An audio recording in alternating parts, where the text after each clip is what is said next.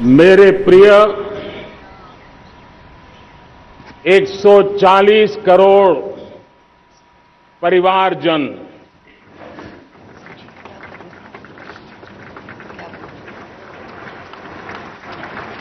दुनिया का सबसे बड़ा लोकतंत्र और अब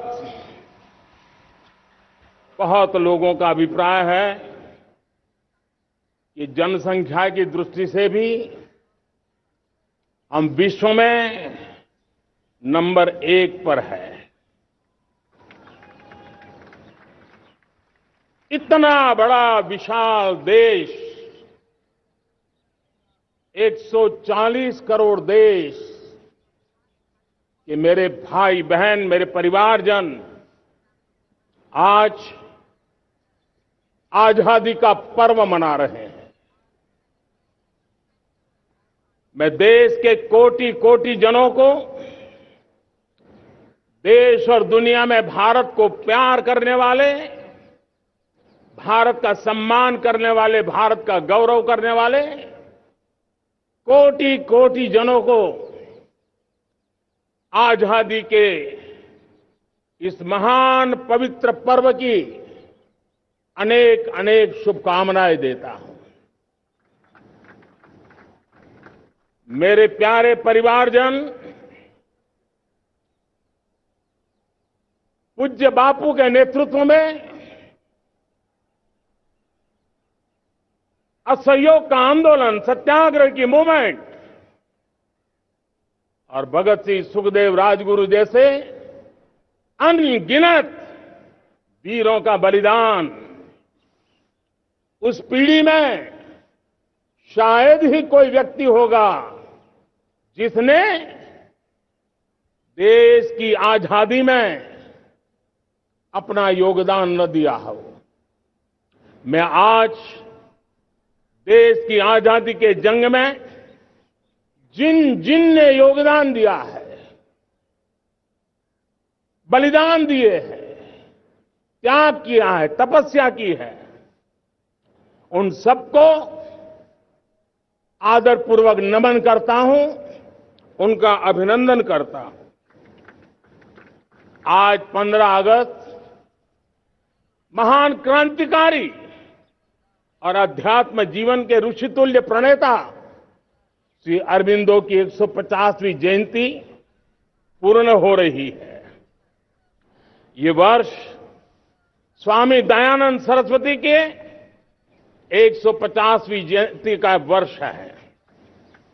ये वर्ष रानी दुर्गावती के 500वीं जन्मशती का बहुत ही पवित्र अवसर है, जो पूरा देश बड़े धामधूम से मनाने वाला है। ये वर्ष मीराबाई, भक्ति योग की सिरमौर मीराबाई के 525 वर्ष का भी ये पावन पर्व है। ये बार जो 26 जनवरी हम मनाएंगे, वो हमारे गणतंत्र दिवस की 75वीं वर्षगांठ होगी।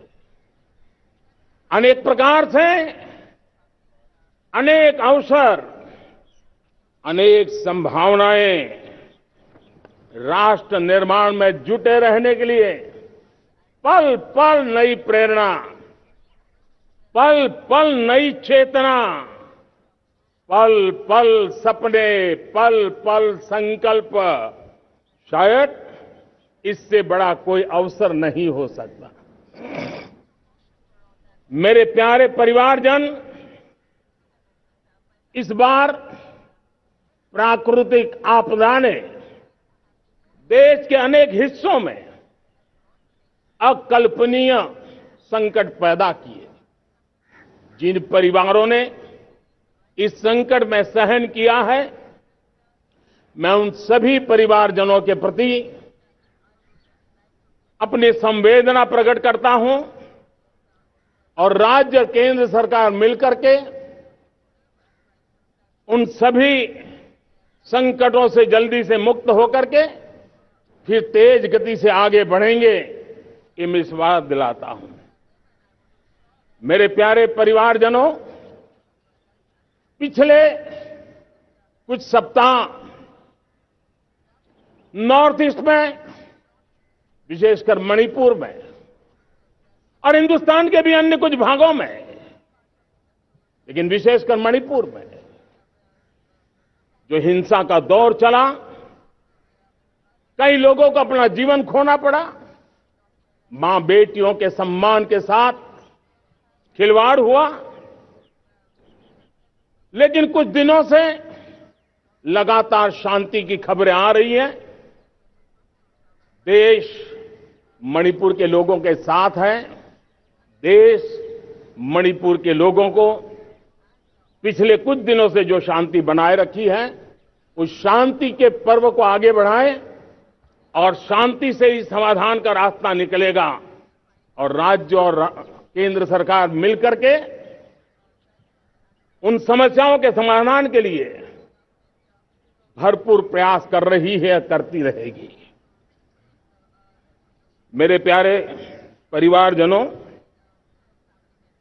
जब हम इतिहास की तरफ नजर करते हैं तो इतिहास में कुछ पल ऐसे आते हैं जो अपनी अमिट छाप छोड़ करके जाते हैं और उसका प्रभाव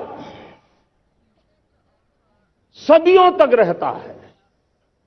और कभी कभी शुरुआत में वो बहुत छोटा लगता है, छोटी सी घटना लगती है, लेकिन वो अनेक समस्याओं की जड़ बन जाती है। हमें याद है 1000-1200 साल पहले इस देश पर आक्रमण हुआ। एक छोटे से राज्य के छोटे से राजा का पराजय हुआ, लेकिन तब पता तक नहीं था कि एक घटना भारत को 1000 साल की गुलामी में फंसा देगी। और हम गुलामी में जकड़ते गए, जो आया लूटता गया, जो जिसका मन चाहा हम पे आके सवार हो गया। कैसा विपरीत काल रहा होगा वो 1000 साल का। मेरे प्यारे परिवारजनों, घटना छोटी क्यों ना हो, लेकिन 1000 साल तक प्रभाव छोड़ के रही है। लेकिन मैं आज इस बात का जिक्र इसलिए करना चाहता हूं कि भारत के वीरों ने इस कालखंड में कोई भूभाग ऐसा नहीं था, कोई समय ऐसा नहीं था जब उन्होंने देश की आजादी के लौ को जलता न रखा हो, बलिदान की परंपरा न बनाई हो। मां भारती बेड़ियों से मुक्त होने के लिए उठ खड़ी हुई थी, जंजीरों को झकझोर रही थी और देश की नारी शक्ति, देश की युवा शक्ति, देश के किसान, देश के गांव के लोग, मजदूर, कोई हिंदुस्तानी ऐसा नहीं था जो आजादी के सपने को लेकर के जीता न हो। आजादी को पाने के लिए मर मिटने के लिए तैयार होने वालों की एक बड़ी फौज तैयार हो गई थी। जेलों में जवानी खपाने वाले अनेक महापुरुष हमारे देश की आजादी को, इन गुलामी की बेड़ियों को तोड़ने के लिए लगे हुए थे। मेरे प्यारे परिवारजनों, जनचेतना का वो व्यापक रूप, त्याग और तपस्या का वो व्यापक रूप, जन जन के अंदर एक नए विश्वास जगाने वाला वो पल आखिरकार 1947 में देश आजाद हुआ। 1000 साल की गुलामी में संजोए हुए सपने देशवासी पूरे करते हुए देखे। साथियों, मैं 1000 साल पहले की बात इसलिए कह रहा हूं, मैं देख रहा हूं फिर एक बार देश के सामने एक मौका आया है। इस ऐसे कालखंड में हम जी रहे हैं, ऐसे कालखंड में हमने प्रवेश किया है और यह हमारा सौभाग्य है कि भारत के ऐसे अमृत काल में, यह अमृत काल का पहला वर्ष है, या तो हम जवानी में जी रहे हैं या हम मां भारती की गोद में जन्म ले चुके हैं।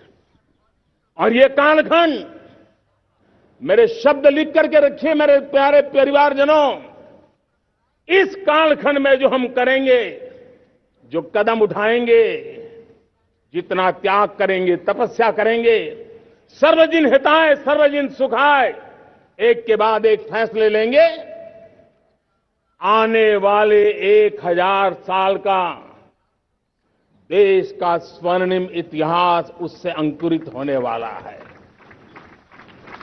इस कालखंड में होने वाली घटनाएं आगामी 1000 साल के लिए इसका प्रभाव पैदा करने वाली है। गुलामी की मानसिकता से बाहर निकला हुआ देश पंच प्राण को समर्पित होकर के एक नए आत्मविश्वास के साथ आज आगे बढ़ रहा है।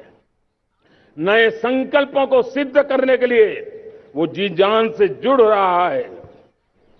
मेरी भारत माता, जो कभी ऊर्जा का सामर्थ्य था लेकिन राख के ढेर में दबी पड़ी थी, वो भारत मां 140 करोड़ देशवासियों के पुरुषार्थ है, उनकी चेतना से, उनकी ऊर्जा से फिर एक बार जागृत हो चुकी है। मां भारती जागृत हो चुकी है और मैं साथ देख रहा हूं दोस्तों, यही कालखंड है। पिछले 9-10 साल हमने अनुभव किया है, विश्व भर में भारत की चेतना के प्रति, भारत के सामर्थ्य प्रति एक नया आकर्षण, नया विश्वास, नई आशा पैदा हुई है। और ये प्रकाश पुंज जो भारत से उठा है, वो विश्व को उसमें अपने लिए ज्योति नजर आ रही है। विश्व को एक नया विश्वास पैदा हो रहा है। हमारा सौभाग्य है, कुछ ऐसी चीजें हमारे पास हैं जो हमारे पूर्वजों ने हमें विरासत में दी है और वर्तमान कालखंड ने गढ़ी है। आज हमारे पास डेमोग्राफी है, आज हमारे पास डेमोक्रेसी है, आज हमारे पास डायवर्सिटी है। डेमोग्राफी, डेमोक्रेसी और डायवर्सिटी की ये त्रिवेणी भारत के हर सपने को साकार करने का सामर्थ्य रखती। आज पूरे विश्व में वहां देशों की उम्र ढल रही है, ढलाव पर है, तब भारत यौवन की तरफ ऊर्जावान होकर के बढ़ रहा है। कितने बड़े गौरव का कालखंड है कि आज 30 साल की कम आयु की जनसंख्या दुनिया में सर्वाधिक कहीं है तो ये मेरे भारत मां की गोद में है, ये मेरे देश में है। और 30 साल से कम उम्र की नौजवान हो मेरे देश के पास हो, कोटि कोटि भुजाएं हो, कोटि कोटि मस्तिष्क हो, कोटि कोटि सपने, कोटि कोटि संकल्प हो, तो भाइयों बहनों, मेरे प्रिय परिवारजनों, हम इच्छित परिणाम प्राप्त करके रह सकते हैं।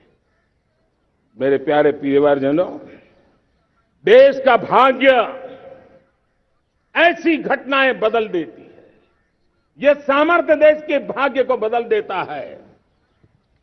भारत 1000 साल की गुलामी और आने वाले 1000 साल के भव्य भारत के बीच में पड़ाव पर हम खड़े हैं, एक ऐसी संधि पर खड़े हैं और इसलिए अब हमें न रुकना है न दुविधा में जीना है। मेरे प्यारे प्रिय परिवारजनों,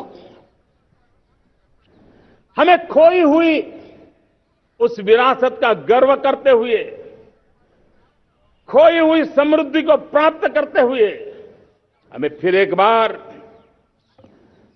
और ये बात मान के चले, हम जो भी करेंगे, हम जो भी कदम उठाएंगे, हम जो भी फैसला लेंगे, वो अगले 1000 साल तक अपनी दिशा निर्धारित करने वाला है, भारत के भाग्य को लिखने वाला है। मैं आज मेरे देश के नौजवानों को, मेरे देश की बेटे बेटियों को ये जरूर कहना चाहूंगा, जो सौभाग्य आज मेरे युवाओं को मिला है, ऐसा सौभाग्य शायद ही किसी के नसीब होता है जो आपके नसीब हुआ है। और इसलिए हमें ये गंवाना नहीं है। युवा शक्ति पर मेरा भरोसा है, युवा शक्ति में सामर्थ्य है, और हमारी नीतियां, हमारी रीतियां भी उस युवा सामर्थ्य को और बल देने के लिए है। आज मेरे युवाओं ने दुनिया में पहले 3 स्टार्टअप इकोसिस्टम में भारत को स्थान दिला दिया है। विश्व के युवाओं को अचंभा हो रहा है भारत के इस सामर्थ्य को लेकर के, भारत की इस ताकत को देख करके।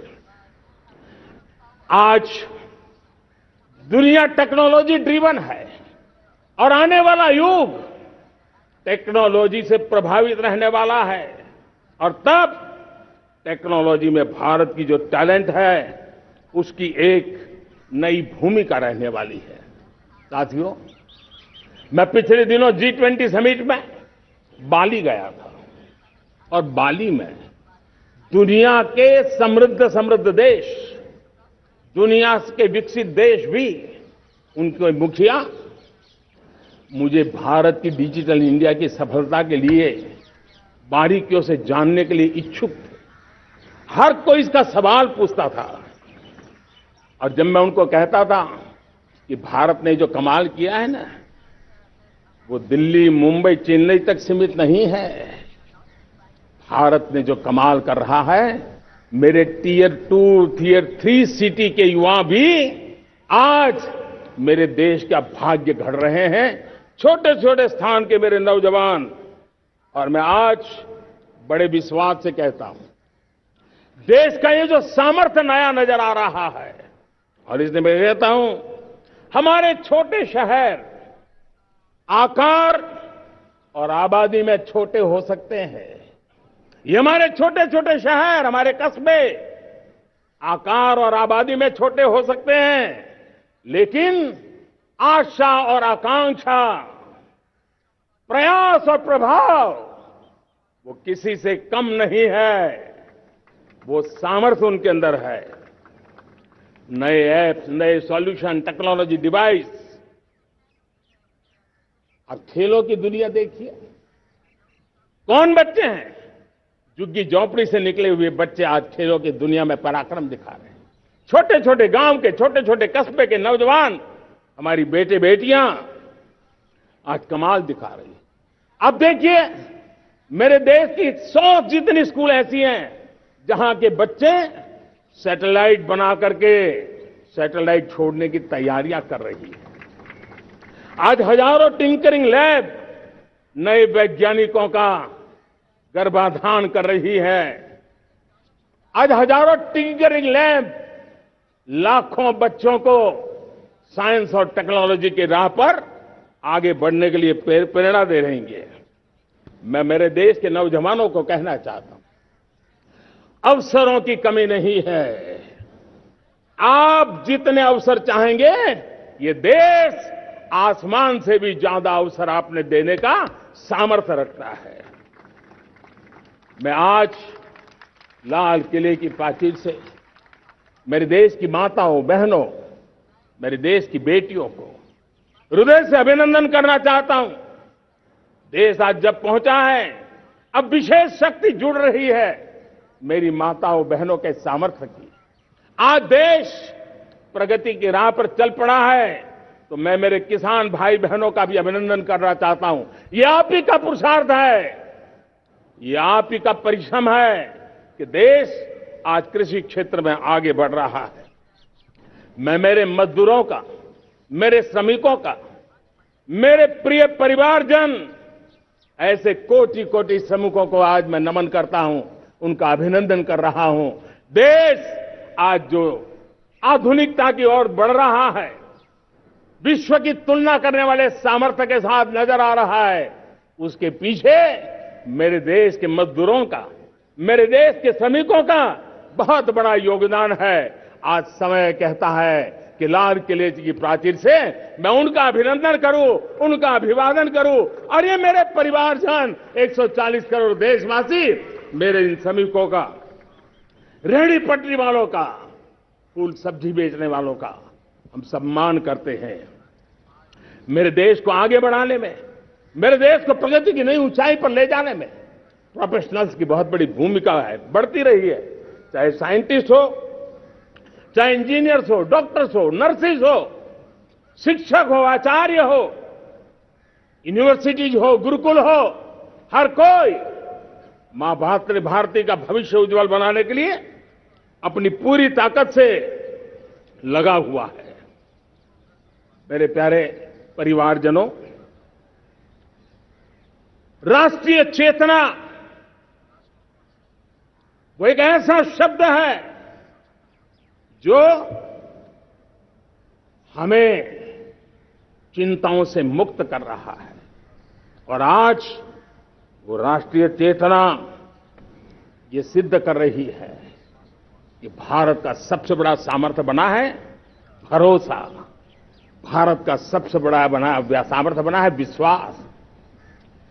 जन जन में हमारा विश्वास, जन जन का सरकार पर विश्वास, जन जन का देश के उज्जवल भविष्य पर विश्वास, और विश्व का भी भारत के प्रति विश्वास।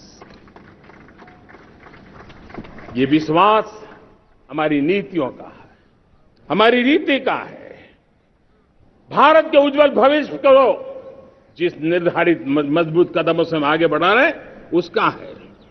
भाइयों बहनों, मेरे प्यारे परिवारजनों, ये बात निश्चित है कि भारत का सामर्थ्य और भारत की संभावनाएं विश्वास की नई बुलंदियों को पार करने वाली है, और ये विश्वास की नई बुलंदियां नए सामर्थ्यों को लेकर के चलनी चाह रही है। आज देश में G20 समिट के मेहमान नवाजी का भारत को अवसर मिला है, और पिछले एक साल से हिंदुस्तान के हर कोने में जिस प्रकार से G20 के अनेक ऐसे आयोजन हुए, अनेक कार्यक्रम हुए हैं, उसने देश के सामान्य मानवी के सामर्थ्य को विश्व को परिचित करा दिया है, भारत की विविधता का परिचय कराया है, भारत की डायवर्सिटी को दुनिया अचंभे से देख रही है, और उसके कारण भारत के तरफ आकर्षण बढ़ा है, भारत को जानने की, समझने की इच्छा जगी है। उसी प्रकार से आप देखिए एक्सपोर्ट, आज भारत का एक्सपोर्ट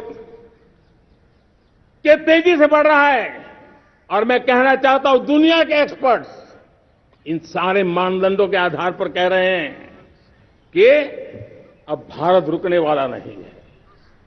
दुनिया की कोई भी रेटिंग एजेंसी होगी, वो भारत का गौरव कर रही है। कोरोना काल के बाद दुनिया एक नए सिरे से सोचने लगी, और मैं विश्वास से देख रहा हूं कि जिस प्रकार से द्वितीय महायुद्ध के बाद, द्वितीय विश्व युद्ध के बाद दुनिया ने एक नया वर्ल्ड ऑर्डर आकार लिया था, मैं साफ साफ देख रहा हूं कि कोरोना के बाद एक नया विश्व ऑर्डर, एक नया ग्लोबल ऑर्डर, एक नया जियोपॉलिटिकल इक्वेशन, ये बहुत तेजी से आगे बढ़ रहा है। जियोपॉलिटिकल इक्वेशन की सारे व्याख्याएं बदल रही है, परिभाषाएं बदल रही है, और मेरे प्यारे परिवारजनों, आप गौरव करेंगे।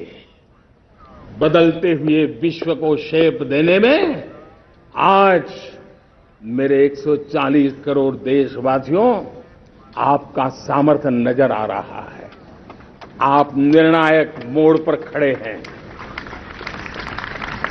और कोरोना काल में भारत ने जिस प्रकार से देश को आगे बढ़ाया, दुनिया ने हमारे सामर्थ्य को देखा है। जब दुनिया के सप्लाई चेन तहस नहस हो गई थी, बड़ी बड़ी अर्थव्यवस्थाओं पर दबाव था, उस समय भी हमने कहा था हमें विश्व का विकास देखना है तो मानव केंद्रीय होना चाहिए, मानवीय संवेदनाओं से भरा हुआ होना चाहिए और तब जाकर के समस्याओं का सही समाधान निकालेंगे। और कोविड ने हमें सिखाया है या हमें मजबूर किया है, लेकिन मानवीय संवेदनाओं को छोड़ करके हम विश्व का कल्याण नहीं कर सकते। आज भारत ग्लोबल साउथ की आवाज बन रहा है। भारत की समृद्ध विरासत आज दुनिया के लिए एक अवसर बन रहा है। Global economy, global supply chain, इसमें भारत की हिस्सेदारी, मैं पक्का विश्वास से कहता हूं, आज जो भारत ने परिस्थिति पैदा हुई है, आज जो भारत ने कमाया है, वो दुनिया में स्थिरता की गारंटी लेकर के आया है। दोस्तों, अब न हमारे मन में, न 140 करोड़ मेरे परिवारजनों के मन में और न ही दुनिया के मन में कोई इफ्स है, कोई बट्स है। विश्वास बन चुका है। मेरे प्यारे देशवासियों, अब गेंद हमारे पाले में है। हमें अवसर जाने नहीं देना चाहिए, हमें मौका छोड़ना नहीं चाहिए। भारत में मैं मेरे देशवासियों का इसलिए भी अभिनंदन करता हूं कि मेरे देशवासियों में एक नीर-क्षीर विवेक का सामर्थ्य है, समस्याओं की जड़ों को समझने का सामर्थ्य है। और इसलिए 2014 में मेरे देशवासियों ने 30 साल के अनुभव के बाद तय किया कि देश को आगे ले जाना है तो स्थिर सरकार चाहिए, मजबूत सरकार चाहिए, पूर्ण बहुमत वाली सरकार चाहिए। और देशवासियों ने एक मजबूत और स्थिर सरकार बनाई। और 3 दशकों के जो अनिश्चितता का कालखंड था, जो अस्थिरता का कालखंड था, जो राजनीतिक मजबूरियों से देश जकड़ा हुआ था, उससे मुक्ति मिली है। मेरे प्यारे परिवारजनों, देश के पास आज एक ऐसी सरकार है, वो सर्वजन हिताय सर्वजन सुखाय, देश के संतुलित विकास के लिए समय का पल पल और जनता की पाई पाई, जनता की भलाई के लिए लगा रही है। और मेरी सरकार, मेरे देशवासियों का मन एक बात से जुड़ा हुआ है। हमारे हर निर्णय, हमारे हर दिशा, उसका एक ही मानदंड है, नेशन फर्स्ट, राष्ट्र प्रथम। और राष्ट्र प्रथम यही दूरगामी परिणाम, सकारात्मक परिणाम पैदा करने वाला है। देश में बड़े स्तर पर काम हो रहा है। और लेकिन मैं कहना चाहूंगा, 2014 में आपने एक मजबूत सरकार बनाई और मैं कहता हूं 2014 में और 2019 में आपने एक सरकार फॉर्म की तो मोदी में रिफॉर्म करने की हिम्मत आई। आपने ऐसी सरकार फॉर्म की कि मोदी को रिफॉर्म की हिम्मत आई।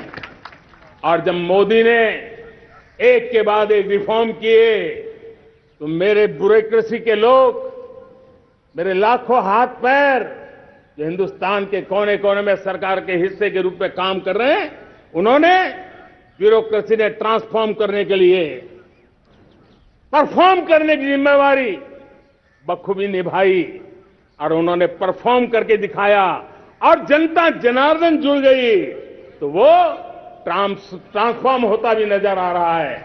और इसलिए रिफॉर्म, परफॉर्म, ट्रांसफॉर्म, ये कालखंड अब भारत के भविष्य को गढ़ रहा है। और हमारी सोच देश की उस ताकतों को बढ़ावा देने पर है जो आने वाले 1000 साल की नींव को मजबूत करने वाले हैं। दुनिया को युवा शक्ति की जरूरत है, युवा स्किल की जरूरत है। हमने अलग स्किल मिनिस्ट्री बनाई, वो भारत की आवश्यकताओं को तो पूरी करेगी, वो दुनिया की आवश्यकताओं को पूरी करने का भी सामर्थ्य रखेगी। हमने जल शक्ति मंत्रालय बनाया। मंत्रालय की बनाने की रचना को भी अगर कोई एनालिसिस करेगा ना, तो इस सरकार के मन मस्तिष्क को बड़े अच्छे ढंग से आप समझ पाएंगे। हमने जल शक्ति मंत्रालय बनाया। ये जल शक्ति मंत्रालय हमारे देश के एक एक देशवासियों को पीने का शुद्ध पानी पहुंचे, पर्यावरण की रक्षा के लिए पानी के प्रति संवेदनशील व्यवस्थाएं विकसित हो, उस पर हम बल रहे हैं। हमारे देश में कोरोना के बाद दुनिया देख रही है, होलिस्टिक हेल्थ केयर ये समय की मांग है। हमने अलग आयुष मंत्रालय बनाया और योग और आयुष आज दुनिया में अपना परचम लहरा रहे हैं। हमने दुनिया को हमारे कमिटमेंट के कारण विश्व का हमारे प्रति ध्यान गया है। अगर हम ही हमारे इस सामर्थ्य को नकार देंगे तो फिर दुनिया कैसे स्वीकार करेगी। लेकिन जब मंत्रालय बना तो दुनिया को भी उसका मूल्य समझ में आया।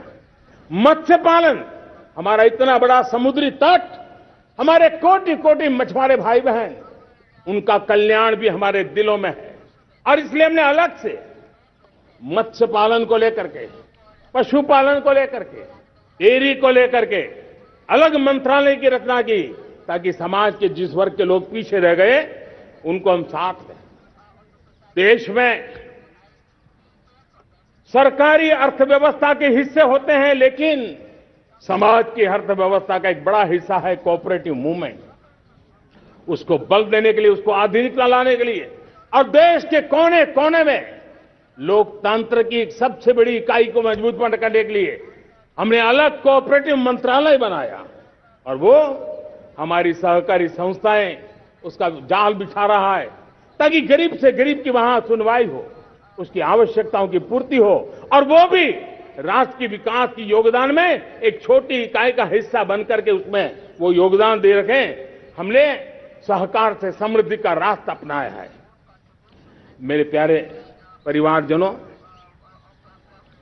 जब हम लोग 14 में आए थे तो हम वैश्विक अर्थव्यवस्था में 10वें नंबर पर थे, और आज 140 करोड़ देशवासियों का पुरुषार्थ रंग लाया है कि हम विश्व की अर्थव्यवस्था में 5वें नंबर पर पहुंच चुके हैं।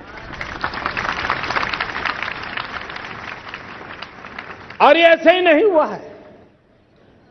जो भ्रष्टाचार का राक्षस देश को दबोचे हुए थे, लाखों करोड़ के घोटाले अर्थव्यवस्था को डामाडोल कर रहे थे, गवर्नेंस फ्रेजाइल फाइल में देश की पहचान होने लगी थी, लीकेजेस को हमने बंद किया, मजबूत अर्थव्यवस्था बनाई, हमने गरीब कल्याण के लिए ज्यादा से ज्यादा धन खर्चने का प्रयास किया।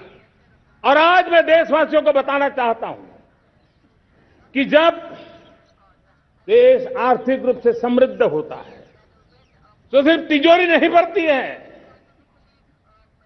देश का सामर्थ्य बढ़ता है, देशवासियों का सामर्थ्य बढ़ता है।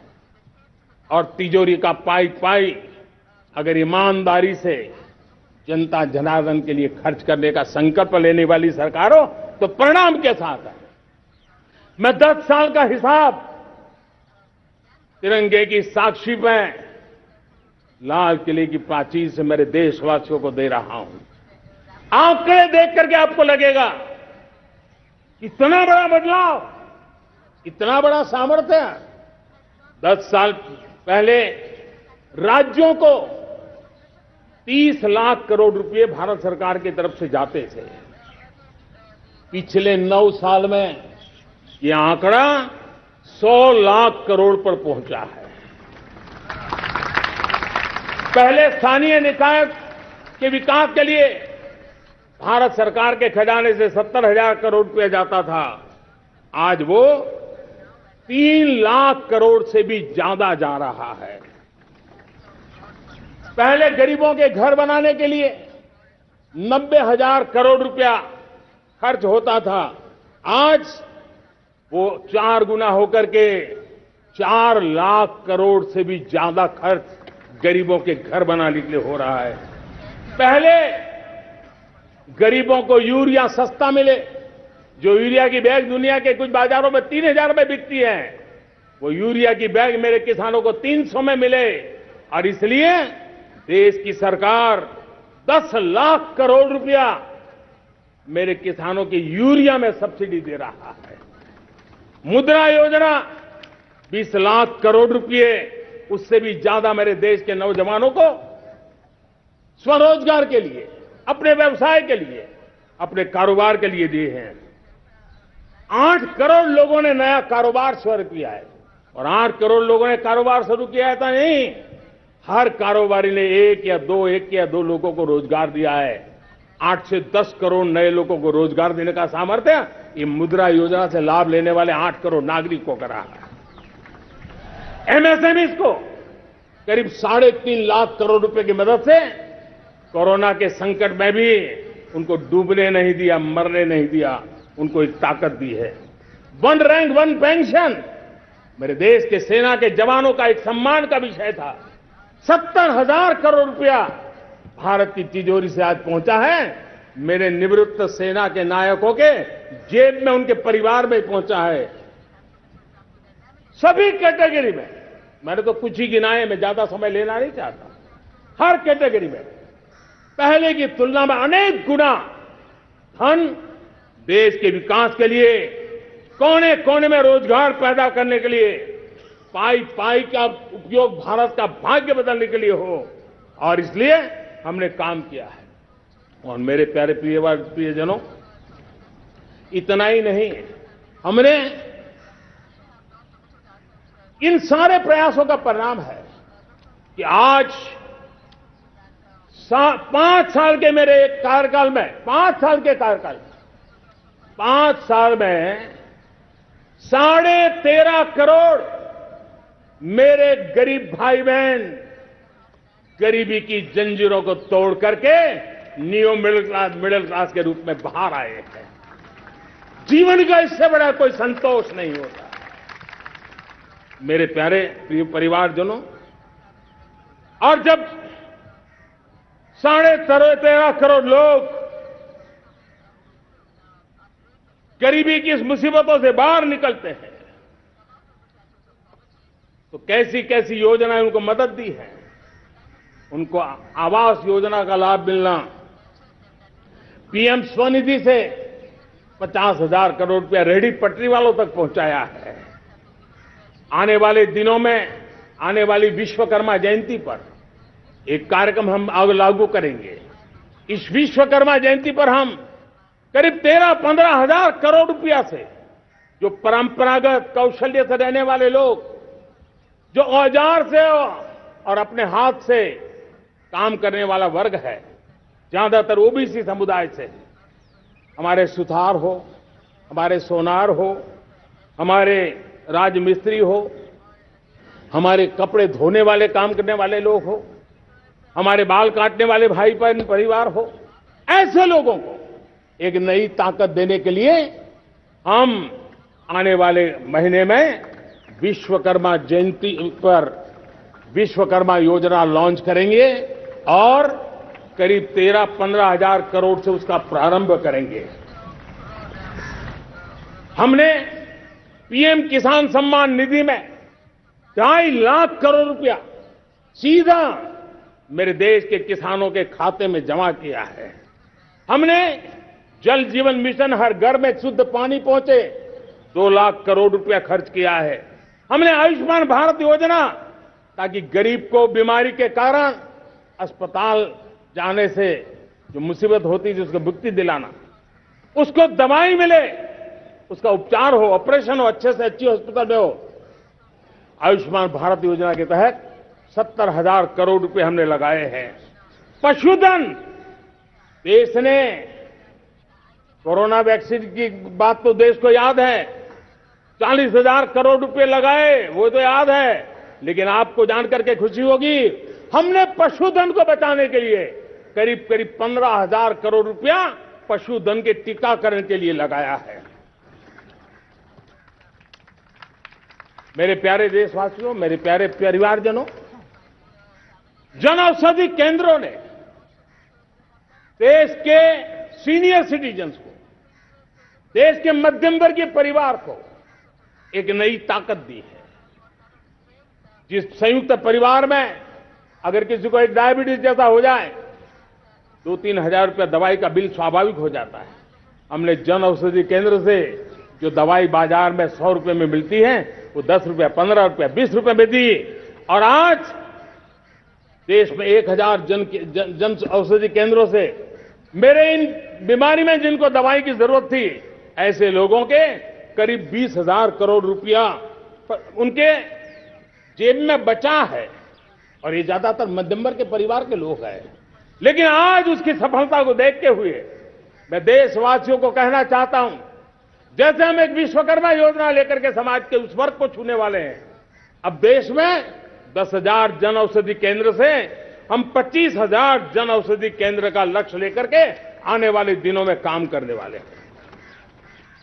मेरे प्यारे परिवारजनों, जब देश में गरीबी कम होती है तो देश की मध्यम वर्ग की ताकत बहुत बढ़ती है। और अगर दुनिया में, और मैं आपको विश्वास दिलाता हूं, आने वाले 5 साल में मोदी का गारंटी है, देश पहले 3 वैश्विक इकोनॉमी में अपना जगह ले लेगा। ये पक्का जगह ले लेगा। आज जो 13.5 करोड़ गरीबी से बाहर आए हुए लोग हैं, वो एक प्रकार से मध्यम वर्ग की ताकत बन जाते हैं। जब गरीब की खरीद शक्ति बढ़ती है तो मध्यम वर्ग की व्यापार शक्ति बढ़ती है। जब गांव की खरीद शक्ति बढ़ती है तब कस्बे और शहर की आर्थिक व्यवस्था और तेज गति से दौड़ती है। और यही इंटरकनेक्टेड हमारा अर्थचक्र होता है। हम उसको बल देकर के आगे चलना चाहते हैं। मेरे प्यारे परिवारजनों, शहर के अंदर जो कमजोर लोग रहते हैं, बिना घर को मुसीबत रहती है, मध्यम वर्ग के परिवार अपना खुद का घर का सपना देख रहे हैं, हम उसके लिए भी आने वाले कुछ सालों के लिए एक योजना लेकर के आ रहे हैं। और जिसमें ऐसे मेरे परिवारजन जो शहरों में अपना घर, शहरों में रहते हैं लेकिन किराए के मकान पर रहते हैं, झुग्गी झोपड़ी में रहते हैं, चाल में रहते हैं, अनऑथोराइज कॉलोनीज में रहते हैं, ऐसे मेरे परिवारजन अगर अपना मकान बनाना चाहते हैं तो बैंक से जो लोन मिलेगा उसके ब्याज के अंदर राहत देकर के लाखों रुपयों की मदद करने का हमने निर्णय किया है। मेरे मध्यम वर्ग के परिवार को जब 2 लाख से 7 लाख इनकम टैक्स की सीमा बढ़ जाती है तो सबसे बड़ा लाभ सैलरी क्लास को होता है, मेरे मध्यम वर्ग को होता है। इंटरनेट का डेटा बहुत महंगा था 2014 के पहले, अब दुनिया का सबसे सस्ता इंटरनेट का डेटा का खर्चा हो रहा है। हर परिवार के पैसे बच रहे हैं। मेरे प्यारे परिवारजनों, विश्व कोरोना के बाद अभी तक उभर नहीं पाया है। युद्ध ने फिर एक नई मुसीबत पैदा की है। आज दुनिया महंगाई के संकट से जूझ रही है। पूरी दुनिया की अर्थव्यवस्था को महंगाई ने दबोच के रखा है। हम भी दुनिया से जिन सामान की जरूरत होती है लाते हैं, तो हमें सामान तो इंपोर्ट करते हैं। हमारा दुर्भाग्य है कि हमें महंगाई भी इंपोर्ट करनी पड़ती है, क्योंकि पूरी दुनिया को महंगाई ने जकड़ के रखा है। लेकिन मेरे प्यारे परिवारजनों, भारत ने महंगाई को नियंत्रित रखने के लिए भरसक प्रयास किए हैं। पिछले कालखंड की तुलना में हमें कुछ सफलता भी मिली है, लेकिन इतने से संतोष नहीं मान सकते। दुनिया से हमारी चीजें अच्छी है, इतने बात से हम सोच नहीं सकते। मुझे तो मेरे देशवासियों को महंगाई की बोझ कम से कम हो, इस दिशा में और भी कदम उठाने हैं और हम उस कदम को उठा के रहेंगे। मेरा प्रयास निरंतर जारी रहेगा। मेरे प्यारे परिवारजनों, आज देश अनेक क्षमताओं को लेकर के आगे बढ़ रहा है। देश आधुनिकता की तरफ आगे बढ़ने के लिए काम कर रहा है। आज देश रिन्यूएबल एनर्जी पे काम कर रहा है। आज देश ग्रीन हाइड्रोजन पे काम कर रहा है। देश की स्पेस पे क्षमता बढ़ रही है, तो देश की डीप सी मिशन में भी सफलता के साथ आगे चल रहा है। देश में रेल आधुनिक हो रही है, तो वंदे भारत बुलेट ट्रेन भी आज देश के अंदर काम कर रही है। गांव गांव पक्की सड़कें बन रही है, तो इलेक्ट्रिक बसें, मेट्रो की रचना भी आज देश में हो रहे हैं। आज गांव गांव तक इंटरनेट पहुंच रहा है, तो क्वांटम कंप्यूटर के लिए भी देश तय कर रहता है। नैनो यूरिया, नैनो डीएपी, उस पर काम हो रहा है, तो दूसरी तरफ जैविक खेती पर भी हम बल दे रहे हैं। आज किसान उत्पादक संघ एफपीओ का निर्माण हो रहा है, तो हम सेमीकंडक्टर का भी निर्माण करने के लिए चाह रहे हैं। हम दिव्यांग जनों के लिए एक सुगम भारत के निर्माण के लिए काम करते हैं, तो हम पैरालंपिक में भी हिंदुस्तान का तिरंगा झंडा गाड़ने के लिए मेरे दिव्यांग जनों को सामर्थ्यवान बना रहे हैं। हम खिलाड़ियों को स्पेशल ट्रेनिंग दे रहे हैं।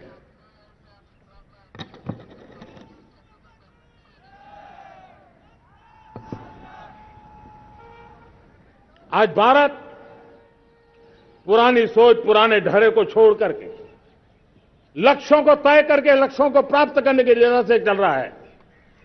और जब मैं कहता हूं ना कि जिसका शिलान्यास हमारी सरकार करती है, उसका उद्घाटन भी हमारे कालखंड में करते हैं।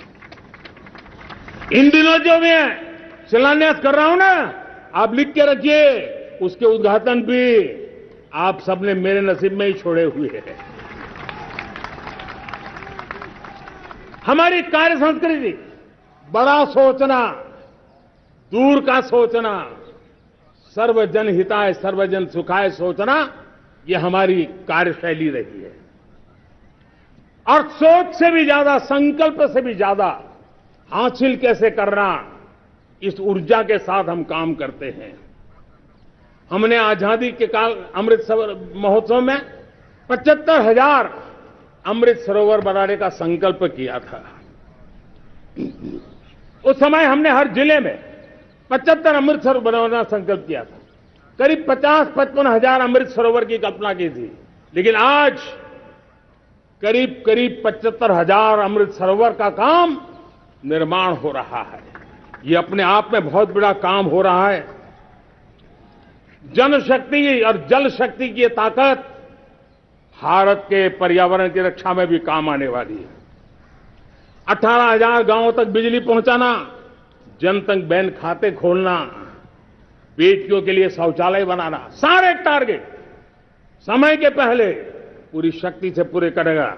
और जब भारत ठान लेता है तो उसे पूरा करके जाता है। ये हमारा ट्रैक रिकॉर्ड कहता है। 200 करोड़ वैक्सीनेशन का काम, दुनिया हमें जब पूछती है 200 करोड़ सुनती है, उनकी आंखें फट जाती हैं। इतना बड़ा काम ये मेरे देश के आंगनवाड़ी वर्कर, हमारी आशा वर्कर, हमारी हेल्थ वर्कर, उन्होंने करके दिखाया। यह मेरे देश का सामर्थ्य है। 5G को रोल आउट किया, दुनिया में सबसे तेज गति से 5G रोल आउट करने वाला मेरा देश है। 700 से अधिक जिलों तक हम पहुंच चुके हैं और अब 6G की भी तैयारी कर रहे हैं। हमने टास्क फोर्स बना दिया है। रिन्यूएबल एनर्जी, हम टारगेट से पहले चले हैं। हमने रिन्यूएबल एनर्जी 2030 का जो टारगेट तय किया था, 21-22 में इसको पूरा कर दिया। हमने इथेनॉल में 20% ब्लेंडिंग की बात कही थी, वो भी हमने समय से 5 साल पहले पूरा कर दिया। हमने $500 बिलियन के एक्सपोर्ट की बात की थी, वो भी समय के पहले $500 बिलियन से ज्यादा कर दिया। हमने तय किया, जो हमारे देश में 25 साल से चर्चा हो रही थी कि देश में नई संसद बने, पार्लियामेंट का कोई सत्र ऐसा नहीं था नई संसद के। ये मोदी है, समय के पहले नई संसद बना करके रख दिया। मेरे प्यारे भाई बहनों, ये काम करने वाली सरकार है, निर्धारित लक्ष्यों को पार करने वाली सरकार है। ये नया भारत है, ये आत्मविश्वास से भरा हुआ भारत है। ये संकल्पों को चरितार्थ करने के लिए जी जान से जुटा हुआ भारत है और इसलिए ये भारत न रुकता है, ये भारत न थकता है, ये भारत न हाँफता है और न ही ये भारत हारता है। और इसलिए मेरे प्यारे परिवारजनों, आर्थिक शक्ति बढ़ी है तो हमारी सामरिक शक्ति को भी एक नई ताकत मिली है। हमारी सीमाएं पहले से अधिक सुरक्षित हुई है और मेरे सीमा पर बैठे हुए मेरे जवान जो देश की सीमाओं की रक्षा कर रहे हैं और मेरे देश की आंतरिक सुरक्षा के संभालने वाले यूनिफॉर्म फोर्सेस, मैं आजादी के इस पावन पर्व पर उनको भी अनेक अनेक बधाई देते हुए मेरी बात को आगे बढ़ाता हूं।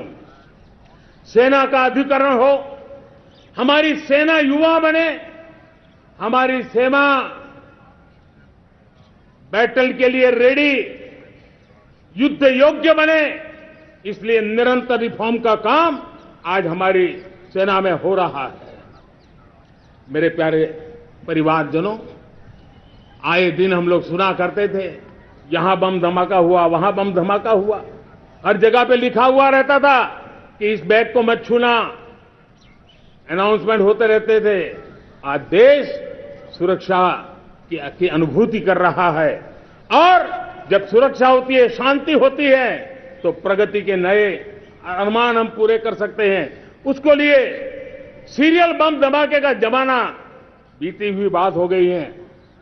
निर्दोषों के जो मौत होते थे वो बीते हुए कल की बात हो गई है। आज देश में आतंकी हमलों में भारी कमी आई है। नक्सल प्रभावित क्षेत्रों में भी बहुत बड़ा बदलाव आया है, बहुत बड़ा परिवर्तन का एक वातावरण बना है। मेरे प्यारे परिवारजनों, प्रगति के हर चीज में, लेकिन जब 2047 हम एक विकसित भारत का सपना लेकर के चल रहे हैं तब, और वो सपना नहीं 140 करोड़ देशवासियों का संकल्प है और उस संकल्प को सिद्ध करने के लिए परिश्रम की पराकाष्ठा भी है और उसकी सबसे बड़ी ताकत होती है वो राष्ट्रीय चरित्र होता है। दुनिया में जिन जिन देशों ने प्रगति की है, दुनिया में जो जो देश संकटों से वो पार करके निकले हैं, उसमें हर चीज के साथ साथ एक महत्वपूर्ण कैटलिक एजेंट रहा है, वो राष्ट्रीय चरित्र रहा है। और हमें राष्ट्रीय चरित्र के लिए और बल देते हुए हमें आगे बढ़ना होगा। हमारा देश, हमारा राष्ट्रीय चरित्र ओजस्वी हो, तेजस्वी हो, पुरुषार्थी हो, पराक्रमी हो, प्रखर हो, ये हम सबका सामूहिक दायित्व है। और आने वाले 25 साल हम एक ही मंत्र को लेकर चले, ये हमारे राष्ट्रीय चरित्र के सिरमौर होना चाहिए। एकता का संदेश, भारत की एकता को जीना, भारत की एकता को आंच आए, न ऐसी मेरी भाषा होगी, न ऐसा मेरा कोई कदम होगा। हर पल देश को जोड़ने का प्रयास मेरी तरफ से भी होता रहेगा। भारत की एकता हमें सामर्थ्य देती है। उत्तर हो, दक्षिण हो, पूरब हो, पश्चिम हो, गांव हो, शहर हो, पुरुष हो, नारी हो, हम सबने एकता के भाव के साथ और विविधता भरे देश में एकता का सामर्थ्य होता है। और दूसरी महत्व की बात मैं देख रहा हूं, अगर 2047 में हमें हमारे देश को विकसित भारत के रूप में देखना है तो हमें श्रेष्ठ भारत के मंत्र को जीना होगा, हमें चरितार्थ करना होगा। अब हमारे प्रोडक्शन में मैंने 2014 में कहा था जीरो डिफेक्ट, जीरो इफेक्ट। दुनिया के किसी भी टेबल पर मेक इन इंडिया चीज हो तो दुनिया को विश्वास होना चाहिए, इससे बेहतर दुनिया में कुछ नहीं हो सकता है। ये अल्टीमेट होगा। हमारी हर चीज, हमारी सर्विसेज होगी तो श्रेष्ठ होगी, हमारे शब्द की ताकत होगी तो श्रेष्ठ होगी, हमारी संस्थाएं होगी तो श्रेष्ठ होगी, हमारी निर्णय प्रक्रियाएं होगी तो श्रेष्ठ होगी। ये श्रेष्ठता का भाव लेकर के हमें चलना होगा। तीसरी बात है, देश में आगे बढ़ाने के लिए एक अतिरिक्त शक्ति का सामर्थ्य भारत को आगे ले जाने वाला है, और वो है विमेन लेड डेवलपमेंट। आज भारत गर्व से कह सकता है कि दुनिया में नागरिक उड्डयन में अगर किसी एक देश में सबसे ज्यादा विमेन पायलट है तो मेरे देश में है। आज चंद्रयान की गति हो, मून मिशन की बात हो, मेरी विमेन साइंटिस्ट उसका नेतृत्व कर रहे हैं। आज विमेन सेल्फ हेल्प ग्रुप हो, मेरी 2 करोड़ लखपति दीदी का लक्ष्य लेकर के आज विमेन सेल्फ हेल्प ग्रुप पे हम काम कर रहे हैं। हम हमारी नारी शक्ति के सामर्थ्य को बढ़ावा देते हुए विमेन लेड डेवलपमेंट के, और जब G20 में मैंने विमेन लेड डेवलपमेंट के विषय को आगे बढ़ाया है तो पूरा G20 समूह इसके महत्व को स्वीकार कर रहा है, और उसके महत्व को स्वीकार कर करके वो उसको बहुत बल दे रहे हैं। उसी प्रकार से भारत विविधताओं से भरा देश है। असंतुलित विकास के हम शिकार रहे हैं। मेरा पराया का के कारण हमारे देश के कुछ हिस्से उसके शिकार रहे हैं।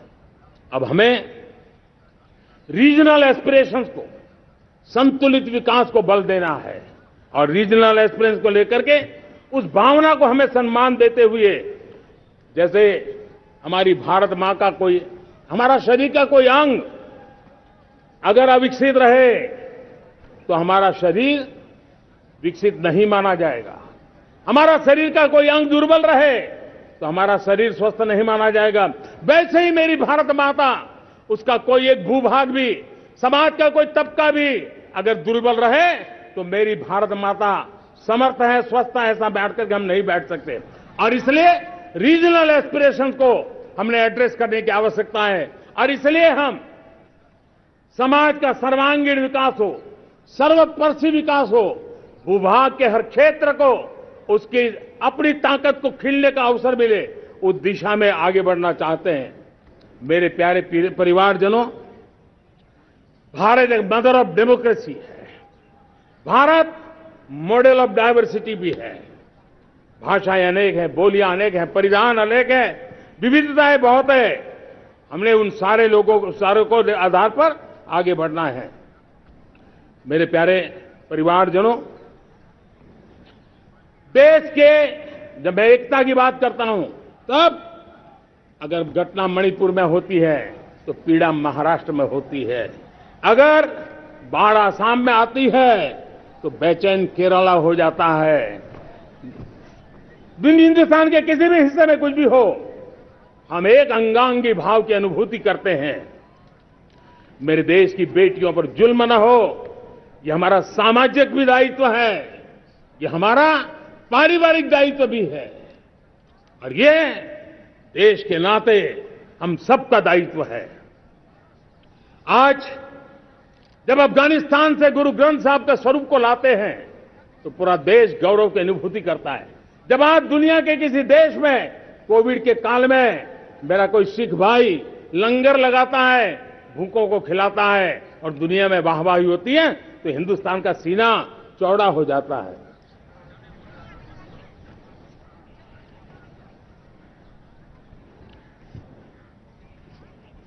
मेरे प्यारे परिवारजनों, हमारे लिए जब नारी सम्मान की बात करते हैं, मुझे अभी एक देश में दौरा कर रहा था, तो वहां एक बहुत ही सीनियर मिनिस्टर, उसने मुझे एक सवाल पूछा।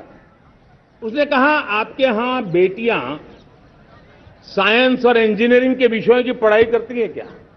उसमें क्या था? मैंने उनको कहा, आज मेरे देश में लड़कों से ज्यादा बेटियां आज स्टेम यानी साइंस, टेक्नोलॉजी, इंजीनियरिंग और मैथ्स, अधिकतम भाग मेरी बेटियां ले रही है। तो उनके लिए अचरज था। ये सामर्थ्य आज हमारे देश का देख रहा है। मेरे प्यारे परिवारजनों, आज 10 करोड़ महिलाएं विमेन सेल्फ हेल्प में जुड़ी हुई है, और विमेन सेल्फ हेल्प ग्रुप के साथ आप गांव में जाएंगे तो आपको बैंक वाली दीदी मिलेगी, आपको आंगनवाड़ी वाली दीदी मिलेगी, आपको दवाई देने वाली दीदी मिलेगी। और अब मेरा सपना है 2 करोड़ लखपति दीदी बनाने का, गांव में 2 करोड़ लखपति दीदी। और इसके लिए एक नया अभिगम भेजा, साइंस और टेक्नोलॉजी। हमारे गांव की महिलाओं का भी सामर्थ्य देखता हूं मैं, और इसलिए हम एक नई योजना सोच रहे हैं कि हमारे एग्रीकल्चर सेक्टर में टेक्नोलॉजी आए, एग्रीटेक को बल मिले। इसलिए विमेन सेल्फ हेल्प ग्रुप की बहनों को हम ट्रेनिंग देंगे, ड्रोन चलाने की, ड्रोन रिपेयरिंग की हम ट्रेनिंग देंगे, और हजारों ऐसे विमेन सेल्फ हेल्प ग्रुप को भारत सरकार ड्रोन देगी, ट्रेनिंग देगी, और हमारे एग्रीकल्चर के काम में ड्रोन की सेवाएं उपलब्ध हो। इसके लिए हम शुरुआत करेंगे। प्रारंभ हम 15,000 विमेन सेल्फ हेल्प ग्रुप के द्वारा ये ड्रोन की उड़ान का हम आरंभ कर रहे हैं। मुझे विश्वास है कि इसके कारण हमारे परिवारजनों का, मेरे प्यारे परिवारजनों, आज देश आधुनिकता की तरफ बढ़ रहा है। हाईवे हो, रेलवे हो, एयरवे हो, हाईवेज हो, इंफॉर्मेशन वेज, वाटरवेज हो, कोई क्षेत्र ऐसा नहीं है जिस क्षेत्र को आगे बढ़ाने की दिशा में आज देश काम न करता हो। पिछले 9 वर्ष में तटीय क्षेत्रों में हमने, आदिवासी क्षेत्र में, हमारे पहाड़ी क्षेत्र में विकास को बहुत बल दिया है। हमने पर्वतमाला, भारतमाला ऐसी योजनाओं के द्वारा समाज के उस वर्ग को हमने बल दिया है।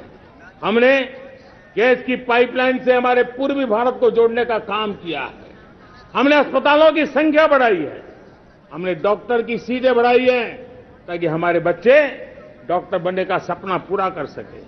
हमने मातृभाषा में पढ़ाने पर बल दिया है, अब मातृभाषा में वो पढ़ाई कर सके उस दिशा में। और मैं भारत के सुप्रीम कोर्ट का भी धन्यवाद करता हूं कि भारत की सुप्रीम कोर्ट ने कहा है कि आप जो जजमेंट देंगे उसका जो ऑपरेटिव पार्ट होगा वो जो अदालत में आया है उसकी भाषा में उसको उपलब्ध होगा। मातृभाषा का महात्मा आज बढ़ रहा है। मेरे प्यारे भाई परिवारजनों, आज तक हमारे देश के जो बॉर्डर विलेज हैं, हमने वाइब्रेंट बॉर्डर विलेज का एक कार्यक्रम शुरू किया है। और वाइब्रेंट बॉर्डर विलेज, अब तक इसके लिए कहा जाता था देश के आखिरी गांव। हमने उस पूरी सोच को बदला है, वो देश का आखिरी गांव नहीं है। सीमा पर जो नजर आ रहा है वो मेरे देश का पहला गांव है। अगर सूरज उगता है पूरब में तो उस तरफ के गांव में पहली सूरज की किरण आती है। अगर सूरज ढलता है तो इस तरफ के गांव में आखिरी किरण उसका लाभ मिलता है। ये मेरे पहले गांव है और मुझे खुशी है कि आज मेरे इस कार्यक्रम के विशेष मेहमान, ये जो पहले गांव है, सीमावर्ती गांव है, उसके 600 प्रधान आज इस लाल किले की प्राचीर के इस महत्वपूर्ण कार्यक्रम का हिस्सा बनने के लिए आए। पहली बार वो इतनी दूर तक आए हैं, नए संकल्प और सामर्थ्य के साथ जुड़ने के लिए आया है। मेरे प्यारे परिवारजनों, हमने संतुलित विकास के लिए एस्पिरेशनल डिस्ट्रिक्ट, एस्पिरेशनल ब्लॉक की कल्पना की और आज उसके सुखद परिणाम मिल रहे हैं। आज राज्य के जो नॉर्मल पैरामीटर्स हैं, जो एस्पिरेशनल डिस्ट्रिक्ट कभी बहुत पीछे थे, वो आज राज्य में भी अच्छा करने लग गए हैं। और मुझे विश्वास है कि आने वाले दिनों में ये हमारे आकांक्षी जिले, हमारे आकांक्षी बॉल अवश्य आगे बढ़ेंगे। जैसे मैंने कहा था, भारत का चरित्र की चर्चा कर रहा था, तो मैंने पहला कहा था भारत की एकता, दूसरा कहा था भारत श्रेष्ठता की तरफ बल दें, तीसरा कहा था विमेन लेड डेवलपमेंट की मैंने बात कही थी, और मैं आज एक बात और कहना चाहता हूं कि हम जैसे रीजनल एस्पिरेशन, मैंने चौथी बात कही थी, पांचवी महत्व की बात, और भारत ने अब उस दिशा में ध्यान, और वो है हमारा राष्ट्रीय चरित्र विश्व मंगल के लिए सोचने वाला होना चाहिए। हमें देश को इतना मजबूत बनाना है जो विश्व मंगल के लिए भी अपनी भूमिका अदा करे। और आज कोरोना के बाद मैं देख रहा हूं जिस प्रकार से संकट की घड़ी में देश ने दुनिया की मदद की, उसका परिणाम है कि आज दुनिया में हमारा देश एक विश्व मित्र के रूप में, विश्व का अटूट साथी के रूप में आज मेरे देश की पहचान बनी है। हमें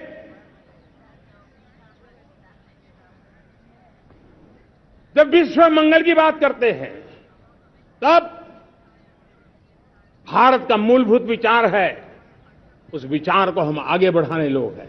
और मुझे खुशी है कि आज अमेरिकी संसद के भी कई चुने हुए गणमान्य प्रतिनिधि भी आज हमारे 15 अगस्त के इस अवसर में हमारे बीच में मौजूद है।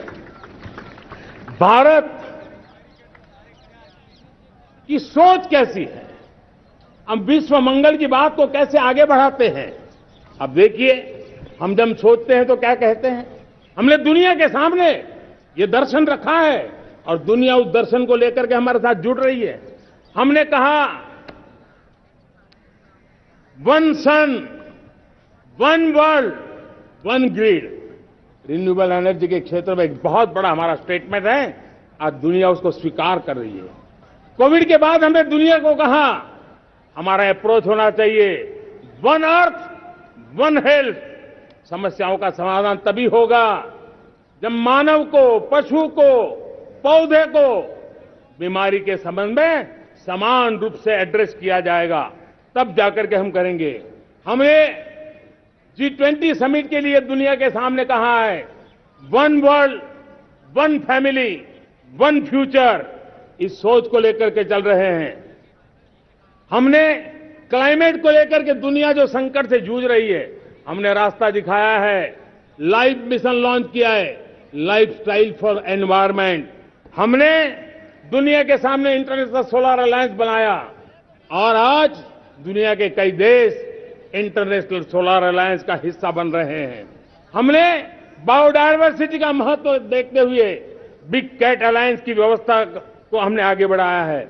हमने प्राकृतिक आपदा के कारण, ग्लोबल वार्मिंग के कारण इंफ्रास्ट्रक्चर का जो नुकसान होता है, उसके लिए दूरगामी व्यवस्थाओं की जरूरत है और इसलिए coalition for disaster resilient infrastructure, CDRI, एक समाधान के रूप में दुनिया को दिया है। विश्व आज समुद्रों को संघर्ष का केंद्र बना रहा है, तब हमने दुनिया को सागर का प्लेटफॉर्म दिया है जो वैश्विक समुद्री शांति की गारंटी बन सकता है। हमने पारंपरिक चिकित्सा पद्धतियों को बल देते हुए WHO का एक ग्लोबल लेवल का सेंटर हिंदुस्तान में बनाने की दिशा में काम किया है। हमने योग और आयुष के द्वारा विश्व कल्याण और विश्व के स्वस्थता की दिशा में काम किया है और आज भारत विश्व मंगल की मजबूत नींव डाल रहा है। इस मजबूत नींव को आगे बढ़ाना हम सबका काम है, हम सबकी जिम्मेवारी है। मेरे प्यारे परिवारजनों, सपने अनेक है, संकल्प साफ है, नीतियां स्पष्ट है, नीयत के सामने कोई सवाल या निशान नहीं है, लेकिन कुछ सच्चाइयों को हमें स्वीकार करना पड़ेगा और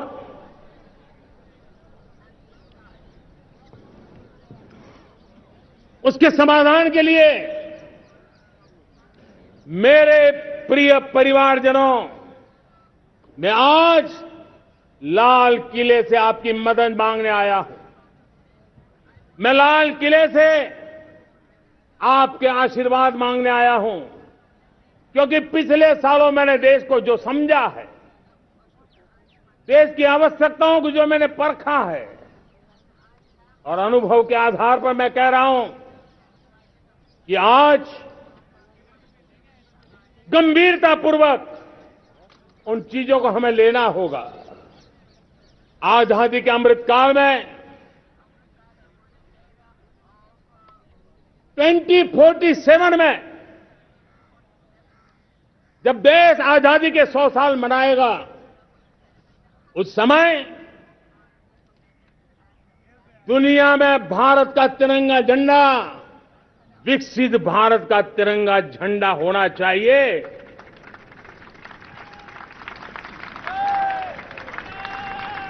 रत्ती भर भी हमें रुकना नहीं है, पीछे नहीं हटना है। और इसके लिए शुचिता, पारदर्शिता और निष्पक्षता, ये पहली मजबूती की जरूरत है। हमें उस मजबूती को जितना ज्यादा खाद पानी दे सकते हैं, संस्थाओं के माध्यम से दे सकते हैं, नागरिक के नाते दे सकते हैं, परिवार के नाते दे सकते हैं, ये हमारा सामूहिक दायित्व होना चाहिए। और इसलिए पिछले 75 साल का इतिहास देखिए, भारत के सामर्थ्य में कोई कमी नहीं थी। अरे जो देश कभी सोना की चिड़िया कहा जाता था, वो देश क्यों न फिर से उस सामर्थ्य को लेकर के खड़ा हो सकता है।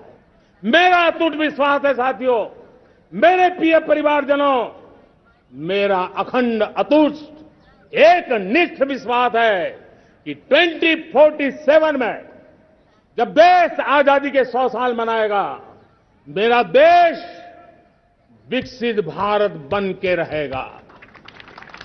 और ये मैं मेरे देश के सामर्थ्य के आधार पर कह रहा हूं, मेरे उपलब्ध संसाधनों के आधार पर कह रहा हूं, और सबसे ज्यादा 30 से कम आयु वाली मेरी युवा शक्ति के भरोसे कह रहा हूं, मेरी माताओं बहनों के सामर्थ्य के भरोसे कह रहा हूं।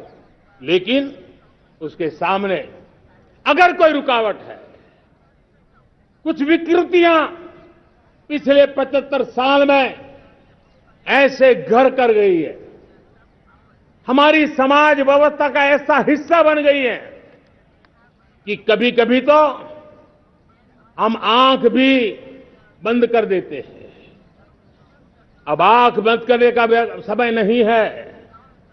अगर सपनों को सिद्ध करना है, संकल्प को पार करना है, तो हमें ये आंख मिचौली बंद करके, आंख में आंख मिला करके 3 बुराइयों से लड़ना बहुत समय की मांग है। हमारे देश की सारी समस्याओं की जड़ में भ्रष्टाचार ने दिमक की तरह देश की सारी व्यवस्थाओं को, देश के सामर्थ्य को पूरी तरह नोच लिया है। भ्रष्टाचार से मुक्ति, भ्रष्टाचार के खिलाफ जंग हर इकाई में, हर क्षेत्र में। और मैं देशवासियों, मेरे प्रिय परिवारजनों, ये मोदी के जीवन का कमिटमेंट है।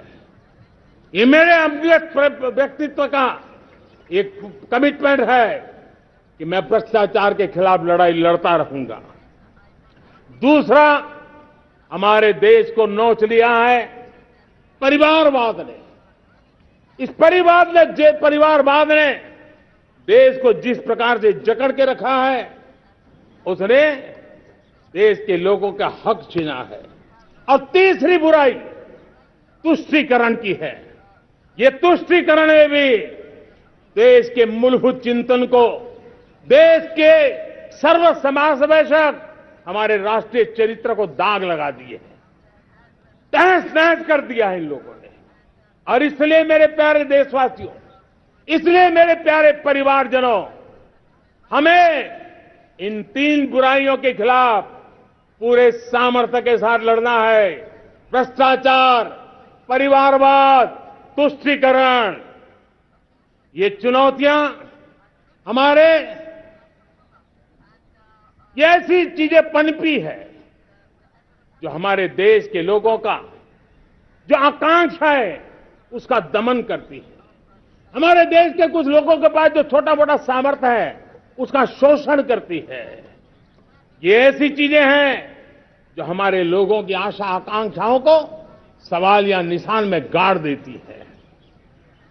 हमारे गरीब हो, हमारे दलित हो, हमारे पिछड़े हो, हमारे पसमानदा हो, हमारे आदिवासी भाई बहन हो, हमारी माताएं बहनें हो, हमने सबने उनके हकों के लिए इन 3 बुराइयों से मुक्ति पानी है। हमें भ्रष्टाचार के खिलाफ एक नफरत का माहौल बनाना है। जैसे गंदगी हमें नफरत पैदा करती है ना मन में, गंदगी पसंद नहीं है, ये सार्वजनिक जीवन की इससे बड़ी कोई गंदगी नहीं हो सकती। और इसलिए हमारे स्वच्छता अभियान को एक नया मोड़ ये भी देना है कि हमें भ्रष्टाचार से मुक्ति पानी है। सरकार टेक्नोलॉजी से भ्रष्टाचार की मुक्ति के लिए बहुत प्रयास कर रही है। आपको जानकर के हैरानी होगी, इस देश में पिछले 9 साल में एक काम मैंने ऐसे किया, आंकड़ा सुनोगे तो लोग कहेंगे मोदी ऐसा करता है। जैसे 10 करोड़ लोग करीब करीब जो गलत फायदा उठाते थे वो मैंने रोक दिया। तो आप में से कोई कहेगा आपने लोगों से अन्याय कर दिया। जी नहीं, ये 10 करोड़ कौन लोग थे? ये 10 करोड़ वो लोग थे जिनका जन्म ही नहीं हुआ था और उनके नाम पर उनके विडो हो जाते थे, वो वृद्ध हो जाते थे, वो दिव्यांग हो जाते थे, फायदे लिए जाते थे। 10 करोड़ ऐसे बेनामी जो चीजें चलती थी उसको रोकने का पवित्र काम, भ्रष्टाचारियों की संपत्ति जो हमने जब्त की है ना, वो पहले की तुलना में 20 गुना ज्यादा की है। मेरे प्यारे परिवारजनों, ये आपकी कमाई का पैसा लोग लेकर के भागे थे, 20 गुना ज्यादा संपत्ति को जब्त करने का। और इसलिए लोगों की मेरे प्रति नाराजगी होना बहुत स्वाभाविक है, लेकिन मुझे भ्रष्टाचार के खिलाफ की लड़ाई को आगे बढ़ाना है। हमारे सरकारी व्यवस्था ने पहले कैमरा के सामने तो कुछ हो जाता था, लेकिन बाद में चीजें अटक जाती थी। हमने पहले की तुलना में कई गुना ज्यादा अदालत में चार्जशीट की है और अब जमानतें भी नहीं मिलती हैं। वैसी पक्की व्यवस्था को लेकर के हम आगे बढ़ रहे हैं, क्योंकि हम ईमानदारी से भ्रष्टाचार के खिलाफ लड़ रहे हैं। आज परिवारवाद और तुष्टीकरण, इसने देश का बहुत बड़ा दुर्भाग्य किया है। अब लोकतंत्र में ये कैसे हो सकता है कि पॉलिटिकल पार्टी, और मैं विशेष बल दे रहा हूं पॉलिटिकल पार्टी, आज मेरे देश के लोकतंत्र में एक ऐसी विकृति आई है जो कभी भारत के लोकतंत्र को मजबूती नहीं दे सकती। और वो क्या है बीमारी? परिवारवादी पार्टियां। और उनका तो मंत्र क्या है? Party of the family, by the family and for the family. इनका तो जीवन मंत्र यही है कि उनकी पॉलिटिकल पार्टी, उनका राजनीतिक दल परिवार का, परिवार के द्वारा और परिवार के लिए, परिवारवाद और भाई भतीजावाद प्रतिभाओं के दुश्मन होते हैं, योग्यता को नकारते हैं, सामर्थ्य को स्वीकार नहीं करते हैं। और इसलिए परिवारवाद इस देश के लोकतंत्र की मजबूती के लिए उसकी मुक्ति जरूरी है। सर्वजन हिताय सर्वजन सुखाय, हर किसी को हक मिले इसलिए, और सामाजिक न्याय के लिए भी ये बहुत। उसी प्रकार से तुष्टीकरण ने सामाजिक न्याय का सबसे बड़ा नुकसान किया। अगर सामाजिक न्याय को तबाह किसने किया है तो ये तुष्टीकरण की सोच, तुष्टीकरण की राजनीति, तुष्टीकरण का सरकारी योजनाओं का तरीका, इसने सामाजिक न्याय को मौत के घाट उतार दिया है। और इसलिए हमें तुष्टीकरण, भ्रष्टाचार, ये विकास का सबसे बड़ा दुश्मन है। अगर देश विकास चाहता है, देश 2047 विकसित भारत का सपना का साकार करना चाहता है, तो हमारे लिए आवश्यक है कि हम किसी भी हालत में देश में भ्रष्टाचार को सहन नहीं करेंगे। इस मूड को लेकर के चलना चाहिए। मेरे प्यारे परिवारजनों, हम सबका एक बहुत बड़ा महत्वपूर्ण दायित्व है। आपने जिस प्रकार से जिंदगी जी है, हमारे आने वाली पीढ़ी को ऐसी जिंदगी जीने के लिए मजबूर करना, यह हमारा गुनाह है। यह हमारा दायित्व है कि हमारे आने वाली पीढ़ी को हम ऐसा समृद्ध देश दें, ऐसा संतुलित देश दें, ऐसा सामाजिक न्याय की धरोहर वाला देश दें, ताकि छोटी छोटी चीजों को पाने के लिए उन्हें कभी भी संघर्ष न करना पड़े। हम सभी का कर्तव्य, हर नागरिक का कर्तव्य है, और ये अमृत काल कर्तव्य काल है। हम कर्तव्य से पीछे नहीं उठ सकते। हमें वो भारत बनाना है जो पूज्य बापू के सपनों का था। हमें वो भारत बनाना है जो हमारे स्वतंत्र सेनानियों का सपना था। हमें वो भारत बनाना है जो हमारे वीर शहीदों का था, हमारी वीरांगनाओं का था, जिन्होंने मातृभूमि के लिए अपना जीवन दे दिया था। मेरे प्यारे परिवारजनों, मैं जब 2014 में आपके पास आया था, तब 2014 में मैं परिवर्तन का वादा लेकर के आया था। 2014 में मैंने आपको वादा किया था, मैं परिवर्तन लाऊंगा, और 140 करोड़ मेरे परिवारजन, आपने मुझ पे भरोसा किया और मैंने विश्वास पूरा करने की कोशिश की। रिफॉर्म, परफॉर्म, ट्रांसफॉर्म, वो 5 साल जो वादा था वो विश्वास में बदल गया, क्योंकि मैंने परिवर्तन का वादा किया था। रिफॉर्म, परफॉर्म, ट्रांसफॉर्म के द्वारा मैंने इस वादे को विश्वास में बदल दिया। कठोर परिश्रम किया है, देश के लिए किया है, शान से किया है, सिर्फ और सिर्फ नेशन फर्स्ट, राष्ट्र सर्वोपरि, इस भाव से किया है। 2019 में परफॉर्मेंस के आधार पर आप सबने मुझे फिर से आशीर्वाद दिया। परिवर्तन का वादा मुझे यहां ले आया, परफॉर्मेंस मुझे दोबारा ले आया, और आने वाले 5 साल अभूतपूर्व विकास के हैं। 2047 के सपने को साकार करने का सबसे बड़ा स्वर्णिम पल आने वाले 5 साल है। और अगली बार 15 अगस्त को इसी लाल किले से मैं आपको देश की उपलब्धियां, आपके सामर्थ्य, आपके संकल्प, उसमें हुई प्रगति, उसकी जो सफलता है, उसके गौरवगान, उससे भी अधिक आत्मविश्वास के सामने, आपके सामने मैं प्रस्तुत करूंगा। मेरे प्यारे प्रियजनों, मेरे परिवारजनों, मैं आप में से आता हूं, मैं आपके बीच से निकला हूं, मैं आपके लिए जीता हूं। अगर मुझे सपना भी आता है तो आपके लिए आता है।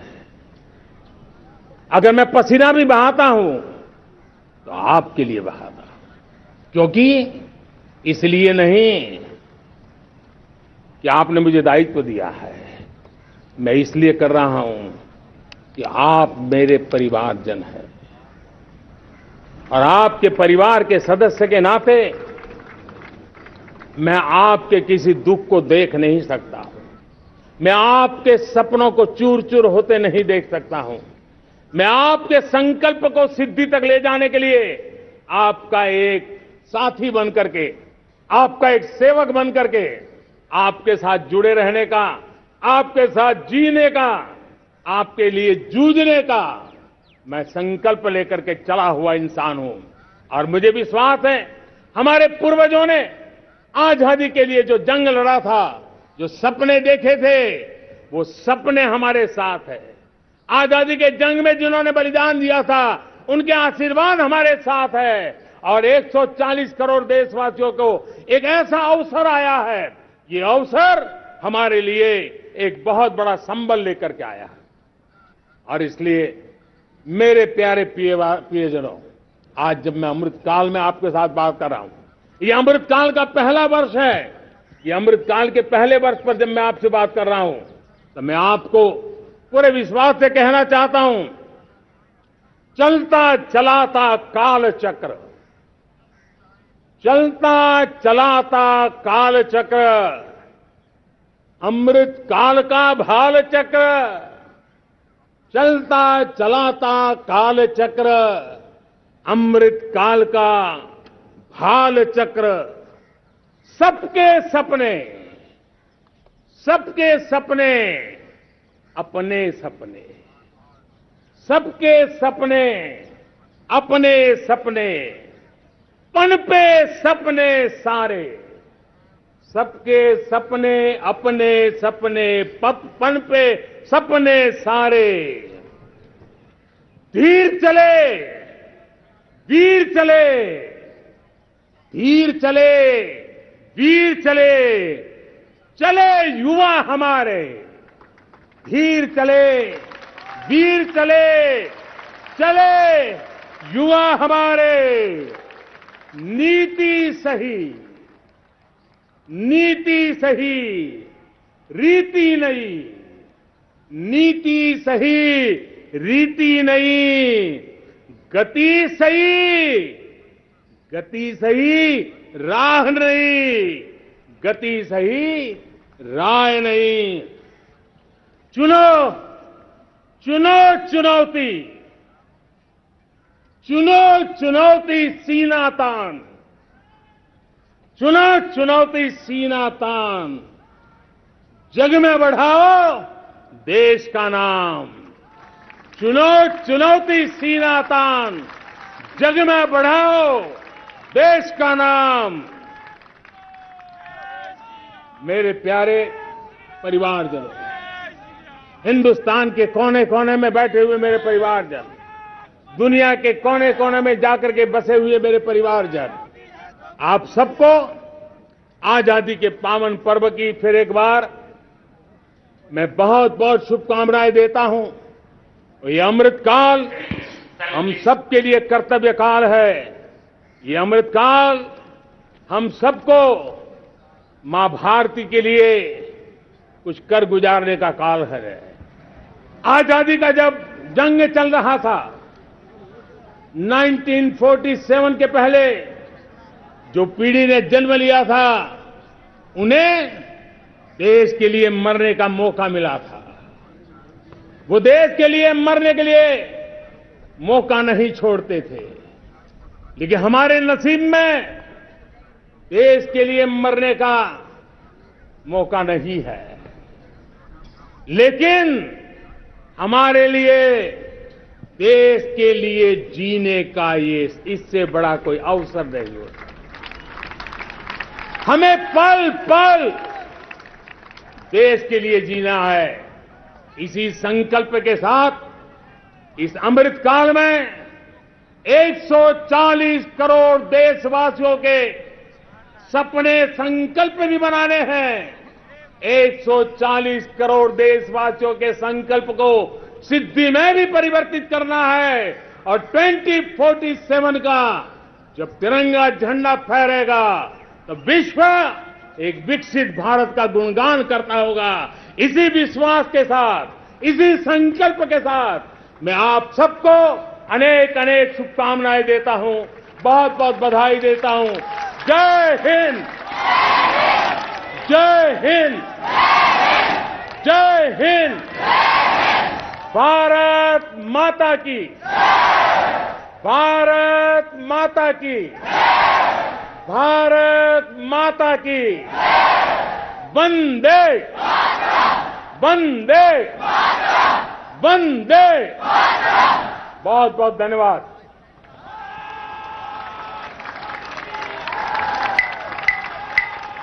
जनगण मन अधिनायक जय हे भारत भाग्य